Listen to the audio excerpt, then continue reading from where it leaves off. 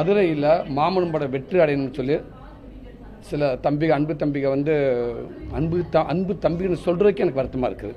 மண்சோர் சாப்பிட்ருக்காங்க. படம் மாமன் வெற்றி அடையணும் அப்படின்றக்க மண்சோர் சாப்பிட்ருக்காங்க. தம்பிகளாக ரொம்ப முட்டாள்தனமானது. எல்லா இடத்துல அந்த படம் நல்லா ஓட போகுது. அதை விட்டு மண்சோர் சாப்பிட்டா படம் எப்படி எடுத்தாலும் படம் ஓடிடுமா என்ன, ரொம்ப வேதனையாக இருக்குது.